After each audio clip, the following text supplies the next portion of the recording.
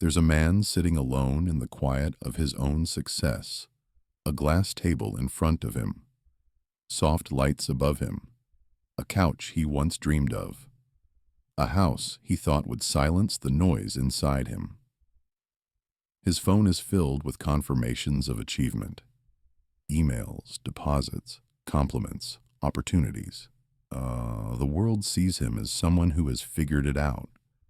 But right now, he feels an emptiness he can't explain, a heaviness he never expected, a strange silence behind all the noise of accomplishment. And in this moment, this painfully honest moment, Schopenhauer appears not as a philosopher from the 1800s, but as the only voice that truly understands him. He has fed his desires, Schopenhauer would say, but he has not escaped the will. Because what this man is feeling is not failure. It is not depression. It is not ingratitude. It is the realization that money cannot save him from the misery that lives beneath the surface of existence. And if you've ever felt that strange hollowness, the one that appears after a big achievement, after getting something you thought would change everything, then this message is for you. Because Schopenhauer saw this with brutal clarity. Money can improve your circumstances, but it cannot improve your soul. And today, we are going to walk deeply, slowly, painfully, honestly, into why money cannot rescue you from the suffering built into life itself. Money solves problems, but problems are not the same as suffering. Problems live outside you. Bills, hunger, instability, discomfort. Suffering lives inside you. Restlessness, emptiness, longing, anxiety, loneliness, meaninglessness. Money can clean the outside, but it cannot calm the inside. It can buy a beautiful home, but not a home inside your own heart. It can buy comfort, but not comfort with yourself. It can buy attention, but not connection. It can buy moments of pleasure, but not purpose. Schopenhauer believed human beings are driven by something deeper than logic, comfort, or reason. He called it the will, a blind, instinctive, unstoppable force that pushes you to want without end. The will doesn't care what you achieve. It doesn't care how much you earn. It doesn't care how comfortable your life becomes. It only cares that you want, and want again, and want again, and want again. You get what you desire, and instantly the will changes shape and demands something new. This hunger inside you doesn't disappear when you become wealthy. It becomes stronger, faster, greedier. Money feeds desire. Desire feeds suffering. And this is why Schopenhauer said, every fulfilled desire gives birth to another. He wasn't being poetic. He was describing the mechanics of misery, the inner machinery that no amount of money can turn off. Think about your own life. Think about something you wanted badly. Maybe it was a device, a car, a relationship, a lifestyle, a degree, a milestone, a certain amount in your bank account. You fantasized about how it would transform you, how it would make you feel whole, how it would complete the unfinished shape inside your chest. You finally got it. And what happened?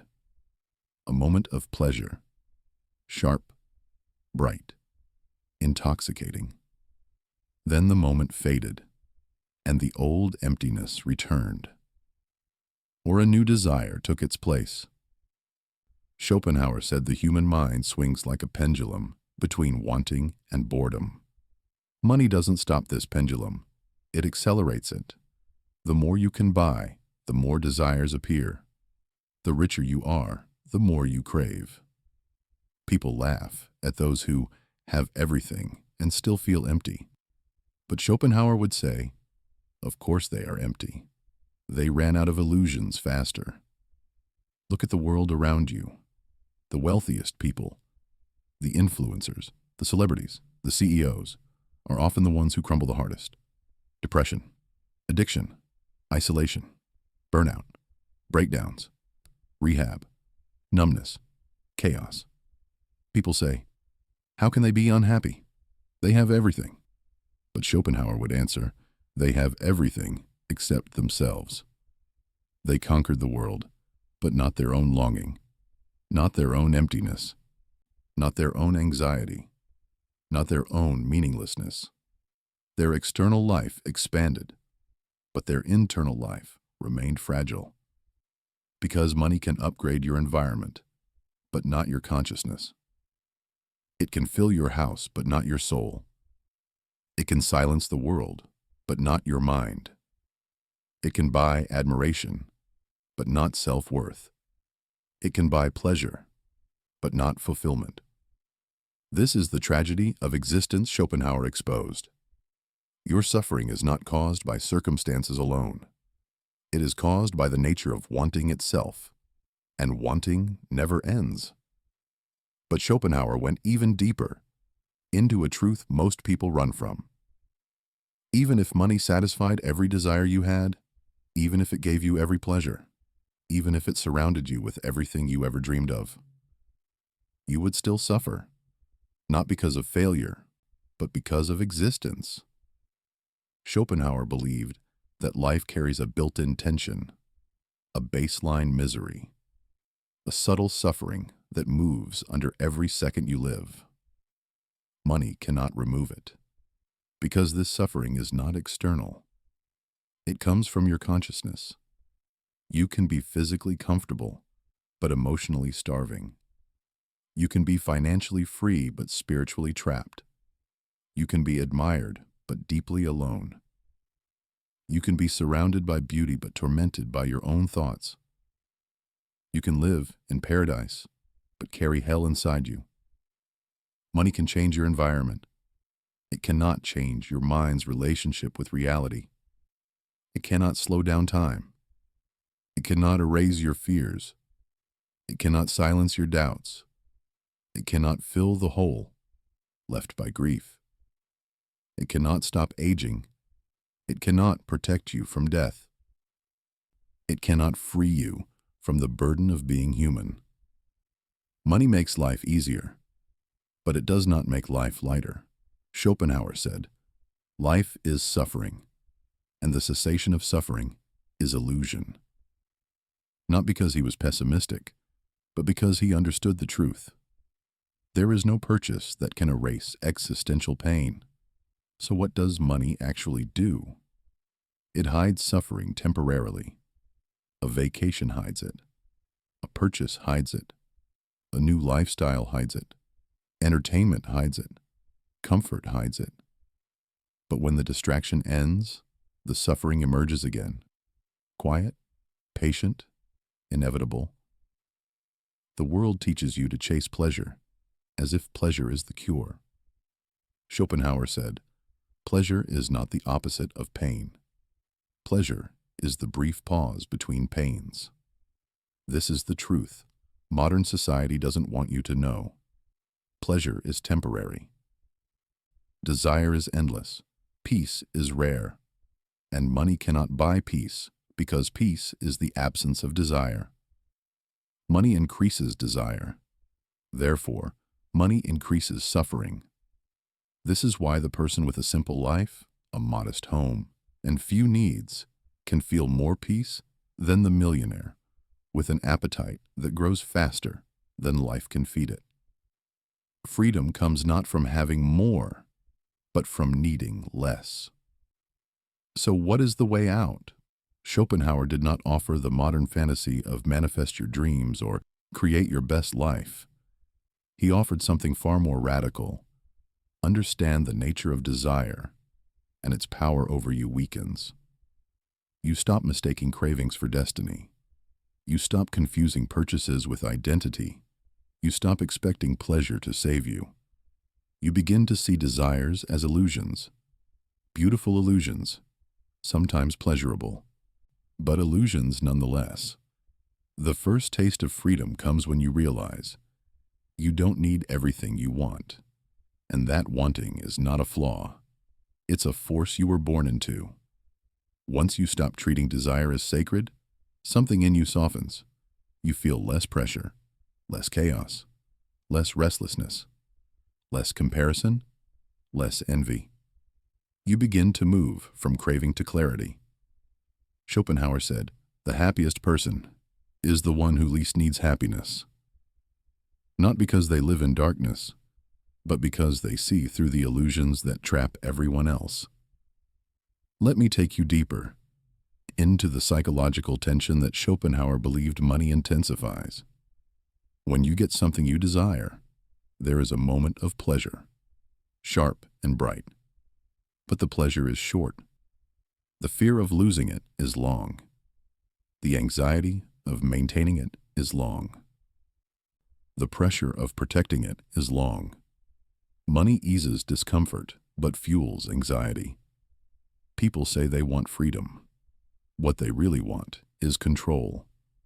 Money promises control, but it delivers obsession, fear of losing wealth, pressure to maintain lifestyle, competition with others, constant self-measurement, paranoia about the future, endless comparison, a growing identity built on things.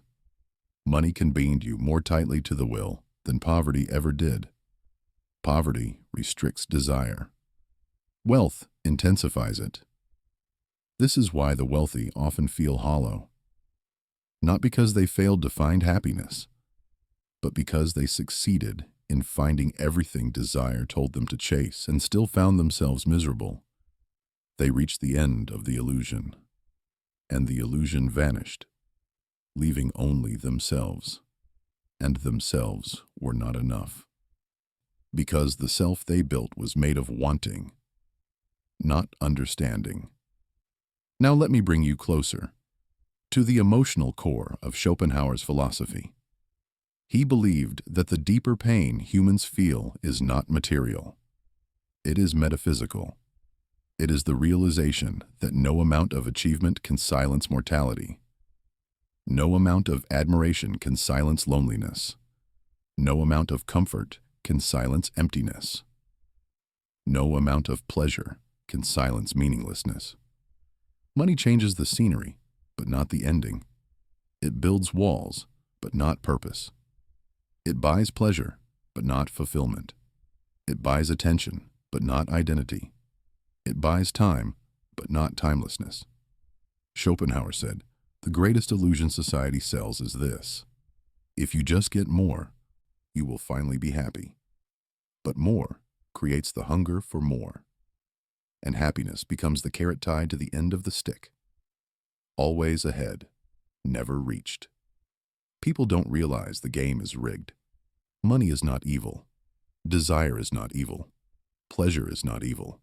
The illusion is evil. The illusion that once I get there, the suffering will stop, because it never does. So what do? Schopenhauer believed that the closest thing to peace is not found through addition, but subtraction. Not through more desires, but fewer. Not through feeding the will, but watching it. Not through chasing happiness, but understanding suffering. He believed that the most awakened people are not those who get everything they want, but those who stop letting the will control their lives. He believed clarity was the only true liberation.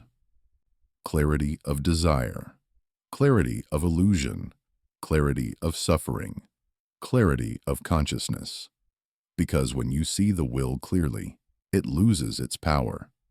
When you stop believing every craving is important, your mind becomes quieter. When you stop chasing happiness, your suffering becomes softer. When you stop running from emptiness, you begin to understand it. And this understanding, this deep, painful, soft understanding, is what Schopenhauer called the beginning of wisdom. Toward the end of his life, Schopenhauer wrote something almost tender. Human happiness is a state of inner peace, not an accumulation of external things.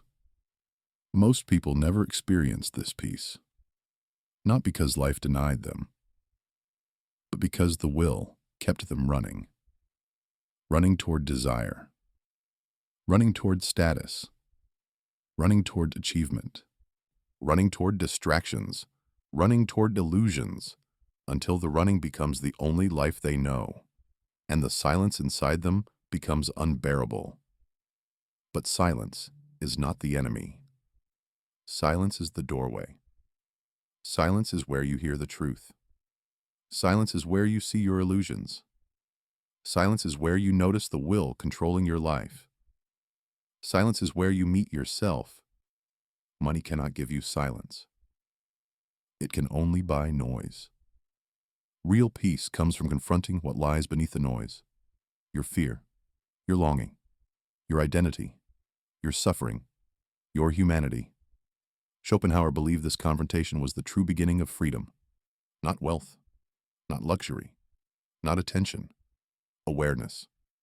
So let me bring you back one last time to the man in the silent house, the man surrounded by everything he once wanted. The man who feels the ache no one warned him about. He is not broken. He is not failing. He is not ungrateful. He is simply beginning to see. He is seeing what the world hides. The truth that money can upgrade life, but not heal life. The truth that suffering is not something money can erase. It's something awareness must transform. The truth that desire is not something to be defeated. It's something to be understood. The truth that peace is not purchased. It is realized. Schopenhauer would look at this man and say something quietly profound. You are experiencing the wisdom that wealth cannot teach. Because once you see this truth, your relationship with life changes. You stop chasing illusions. You stop worshiping desire. You stop expecting happiness to come from the outside, and you begin to live from the inside, calmly, clearly, honestly, deliberately, not free from suffering, but free from illusions, not free from desire, but free from enslavement, not free from existence, but free from the lie that existence can be purchased. And that, Schopenhauer believed, is the closest humans ever come to real freedom.